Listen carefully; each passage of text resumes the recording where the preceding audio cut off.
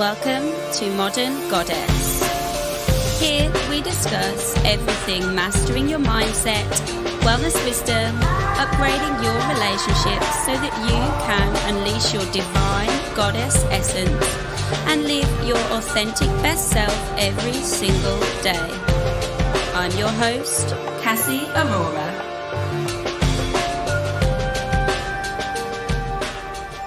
Hello, welcome back to the podcast. I am currently walking in the woods, very breathless again. I'm still going through my little health journey, which is making me extremely tired. Not to mention my ruling planet, which is Mars, because I am a Scorpio ascendant, and my ruling planet is Mars because Mars rules Scorpio, and Pluto, but Mars also.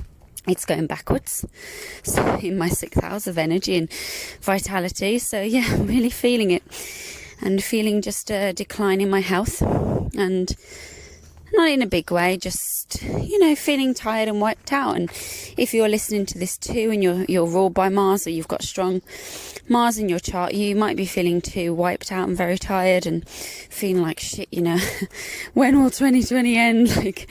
Like you're kind of crawling to the finish line. And this is why I've brought you this astrological update, because I really want you to use the energies to really make the most out of your life. This is why I do astrology ultimately, is because I believe that if everyone has the tool of astrology, they're able to just make such magnificent changes in their life, and you are not exempt from that, And so I want to, talk a little bit about my astrology school before we dive into the what is this again? It's a podcast. Before we dive into the podcast.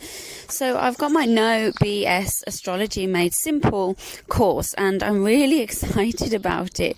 It starts in October, early in October. Now listen, I've been saying for a long time a lockdown is coming. It's going to happen in October, so what a great time to knuckle down and maybe dive deep into astrology, where you can start to think about building maybe a side business or adding it into your already offerings if you're a coach, or if you're someone who knows nothing of astrology but wants it to use for yourself and your family. This is the course for you. You actually don't need to know anything about astrology, and you can know a little bit. I made this course because there's so much confusing stuff in astrology where you Google something and there's loads and loads. And it is true that with astrology there are many interpretations. But what I found difficult was, I thought, if I'm a student, it's so misleading. And so I actually wanted to bring a course which has practical, simple, effective methods, they're like the ones that I always use. They are always accurate, they are always right, and they have never ever let me down. So I want to bring them to you because I know that you deserve to have real, simple, useful astrology. It doesn't have to be hard. People make it so complicated, and it just doesn't need to be. So I have made this course especially for you so that you can get the astrology simple, and it's 6 weeks. So each week we have a live call together, or I teach you live, and you get the lecture to take home. Well, you get it as a PDF to keep forever. You have the lectures to keep forever. And then every other week there's a Q&A where you can bring the questions to me about your charts.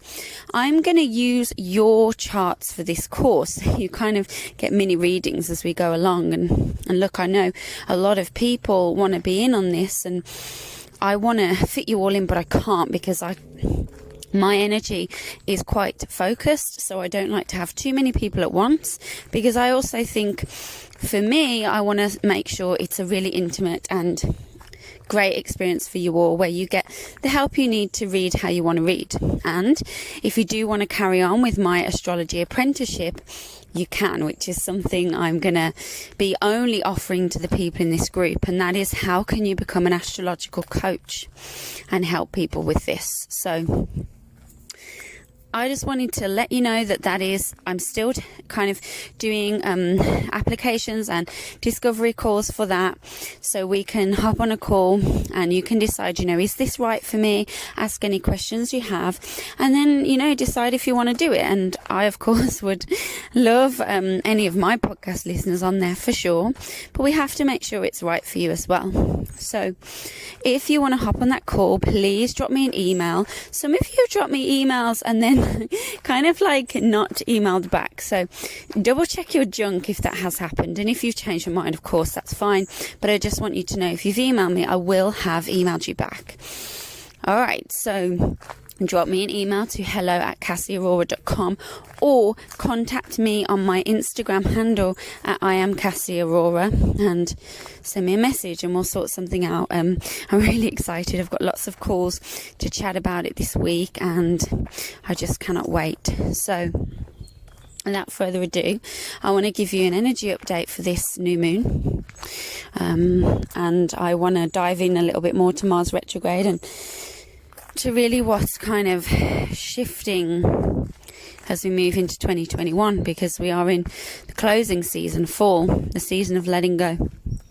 So we are in autumn now, or fall as you call it in America, and this is the season really of letting go. I always see it as it is the season for lung and large intestine. Well, what does that mean? These are the organs which correspond to grief and dryness, vata, roughness. You notice it's a vata season. There's a lot of rough, dry coughs and colds that happen in this season. Children get a lot more scatty. It's kind of like not the kind of kapha, heavy, dense coldness of deep winter. It's kind of that crisp, cool, mobile, airy autumn, and that's really the vata. And so we need to be balancing that out with the qualities of pitta and kapha, which are heat and warmth, and then like groundedness and heaviness. So think, it's very common that when it comes to autumn we have like porridge or oatmeal with like cinnamon and chai spices and some stewed apple. It's really important we're looking after the liver in this season as the heat rises through the body to help it move. This is why apples they always come to fruition in autumn. So stewing apple and having that on some porridge, although at the moment that just seems repulsive to me, but having I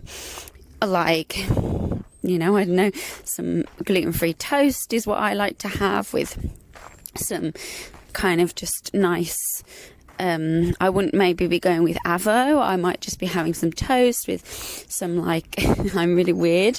I have maybe nut butter and salt on toast, or that's very grounding. And you can go for gluten-free pancakes with stewed apple and some coconut yogurt. So just thinking warming. One of mine is going to get pumpkin puree and mix it into my porridge and make like pumpkin spice porridge. Oh my god, it's so good. So just things like that, and thinking warm stews, warm soups. Sometimes I have soup for breakfast, not so much at the moment, but these are all really good things we can do to kind of nourish our bodies in autumn, as well as getting cozy, meeting up with friends. These are grounding activities.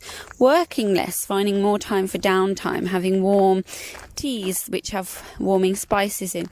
So just really taking that time to ground, having a warm fire, always wearing thick socks.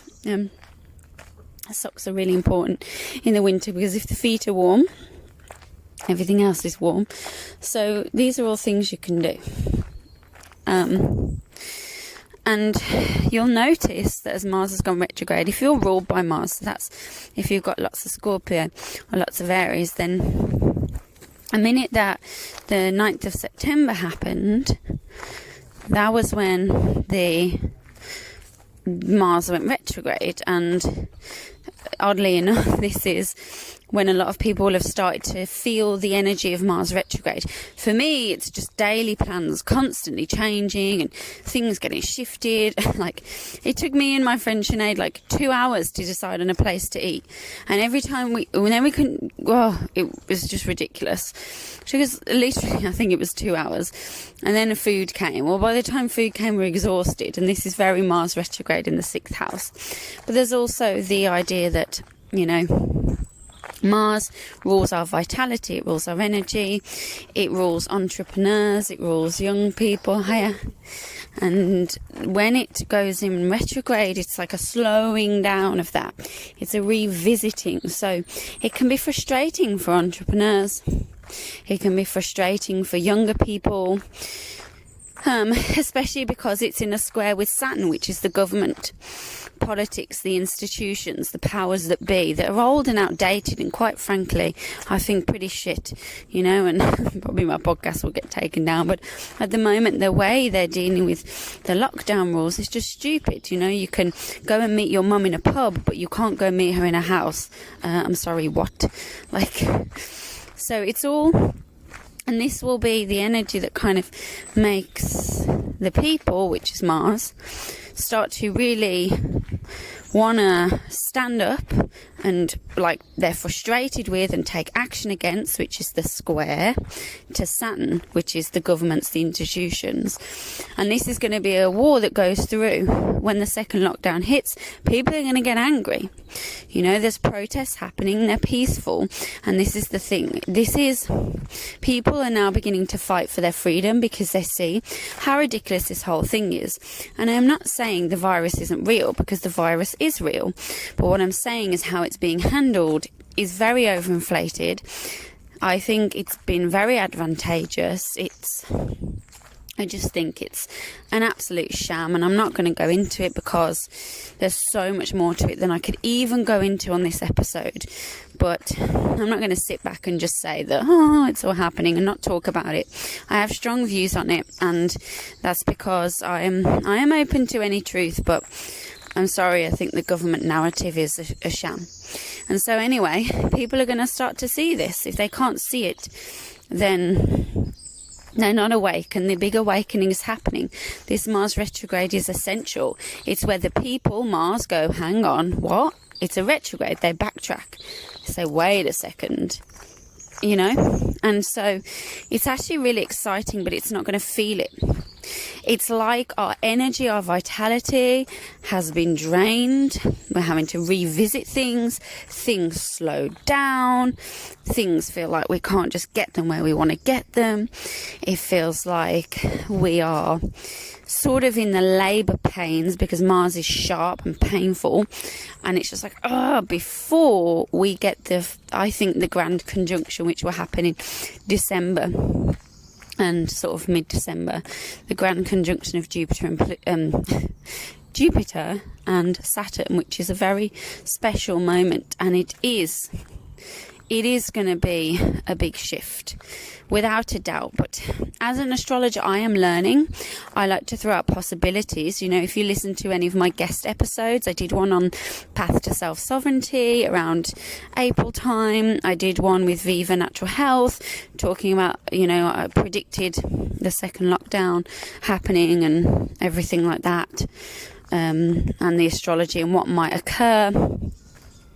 But with this Jupiter-Saturn conjunction, I think it heavily depends on how these next 2 months play out. Individually, what does it mean for you? Well, whatever you're going through right now, whether it feels like, oh my God, I just don't have the energy. This week, we're going to feel this nice trine when the moon's in Leo about midweek, where it's going to be like, come on, you can do it. You can do it. Just put one foot in front of the other one. And the mantra here is, if anyone can do it, I can. I've just got to take one step at a time. And sometimes I tell people, keep focused on the long-term goal, but take one step, one day at a time. Every day and every way you're getting better and better, or closer and closer to where you want to be, or healthier and healthier, whether it's trying to break through a chronic illness and you feel like it's come back, and you're like, oh, why? Or whether it's trying to, deal with a lawsuit and it's like, that feels like it's getting worse, whether it's with your children, you feel like they're just bringing you to your knees. whatever it is right now that's just a shit show, remember that, by January, it's going to feel different. I know it is for you. And this is why I love astrology, is because I looked ahead and said, right, I can see how it's playing out in my partner's chart and how I need to be, because it will show that I will have a crisis or I will be a burden to him, in his chart. And so I'm trying to not be that way, but actually you can see in his chart that my health is and in my chart my health is and then I'm trying not to burden him with that, but also it makes me feel alone. So then naturally I want to gravitate towards him, because when my health feels not so good, I just want to cuddle. And so it's like, but I knew that was coming, so I thought, right, okay, this is the likely way this is going to play out, so I need to prepare myself mentally and have foresight. And this is why my astrology course is going to be great, because you'll be able to do the same. You're going to be able to look at the conjunction in January and say, wow, this is going to be a better time for me. For some people, it's going to be a great time, January, February, and you might have an even better year next year, but you can't say that without knowing your chart. But on the whole, this is the tough part. Think of this as the labour pains. It's painful, it's tiring, it's a marathon. This year has not been a sprint, but this will feel like a marathon where they're asking you to do hill sprints halfway through. That's what it's going to feel like. Or like you're doing the bleep test halfway through a marathon and you've got to do it, otherwise you're going to get shot by an electric fence or something. That's the feeling of it. But actually it can be a really great time of breakthrough. You don't have to go backwards, or you don't have to, just remember that going backwards is not really a thing. It's not possible to go backwards. Relapse is really just another insight to the same thing from a different perspective. So if you feel like, God, I'm going backwards, no. What you're being asked to do is create a stronger foundation to move forwards. That is the energy of the universe. It can't let you up level to a new place if the foundations for the previous place are not in place. And this is why relapse happens, aka old relationships coming back, similar patterns in relationships, partners that let you down in the same way as last time, an issue with a family member. The reason it happens again is because the universe is saying you haven't dealt with this and I can't give you something else without it. So Mars retrograde has this energy, but it will feel shitty and frustrating and annoying, and that's fine. That's kind of how it's going to feel, but you've got this 100%. So then this is kind of ongoing, I have a stone in my shoe, really. One sec. On, when your sock comes down, I hate that. Okay, the shoe is on. And relax. So there was something else I was going to say, but I lost my train of thought. All right, so later this week we have the Virgo New Moon. Now, the Virgo New Moon is an exciting one. The Virgo New Moon is going to be a really nice time where you can manifest something you want in a material way. It's going to be a bit of a manifestation point, I believe. Now, when it comes to this moon, don't manifest something big and bombastic. Perhaps manifest something gentle, like, I want my health to improve by XYZ. I would like to have a job which gives me less hours, but nothing like I want to manifest a big mansion in Barbados with servants and £1 million. This isn't like the moon for that. It's a moon to take time to think of new health regimes, or where you are maybe too strict with health regimes and too self-critical, too perfectionist. How can you let that go a little bit and find some balance? And Libra season, as we move into it, is all about balance. And we're not far off Libra season. It actually starts mid next week. So this Virgo new moon is a kind of really nice energy and an opportunity to come away from whatever intensities ail you, such as this Mars retrograde energy, the one I've just been talking about. If that feels heavy, wherever the Virgo new moon is happening for you is a great place to go into. Now, if you knew your chart and where it was, that's the area you would want to go at, as well as the area opposite. So for me, it's the 11th house, and opposite the 11th house is the 5th house. So those are the houses I will look at for what should I do to really offset the energy and actually help balance things out for me. So for me, it will be hanging out with friends, having fun, connecting with extended family.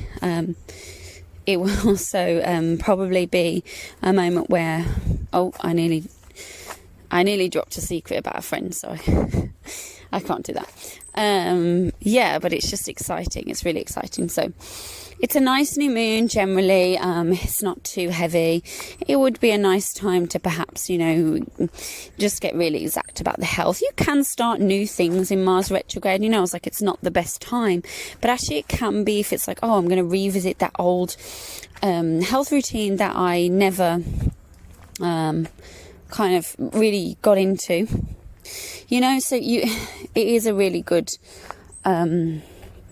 what's the word I want to say? It's a good energy. We can dive into it and you can actually get a lot from it. So, don't give up with the Mars retrograde. You can actually start new things, but it's never best to start them on the station before. It just means that they might be a bit slower to get going, but actually it means that they might actually have stronger foundations. But, I think everyone's so tired. I think everyone's so sleepy and they're feeling maybe a little bit demotivated or something. So, just keep going. I think that's my mantra. Keep going. Like Dory, just keep swimming. And just each day try and focus on the small things. And I say this, and I think sometimes it sounds like I'm spiritually bypassing. It is hard times, but sometimes you have to sit and just celebrate, the sound of the birds in the trees, the feeling of nature around you, the feeling of the bare grass under your feet, the feeling of a cup of warm tea, the feeling of a cuddle. I am someone who really just wants the simple things, a walk and a cuddle. That's it. I'm quite simple in that way. But I do like big travels, but at the end of the day, we can't get away and travel the way we were before. And, so if you're someone who is feeling restricted by all these things, I encourage you to just start to look at the glass half full and see, what things, can I focus on that bring me daily gratitude and appreciation. So that's a really good way to just bring yourself out of complacency and victimhood and misery and just say, actually, there's a lot that I can be thankful for, and I am not defined by my emotions or the stories that are going on for me right now, because I am not really any of those things. I am actually more magnificent than any of those things. So those are my general gist for this week. You've got it. You can do it. Keep swimming. Just look after your health. Really, please look after your health. Focus on this Virgo new moon. Is maybe I'm too rigid with my health routines, and where can I maybe be more disciplined if I just am mad and just have no structure with my health? It's all about balance. So yeah, I want to wish you a wonderful week, and please, if you want to be on my astrology course, please let me know, because I would love you on it.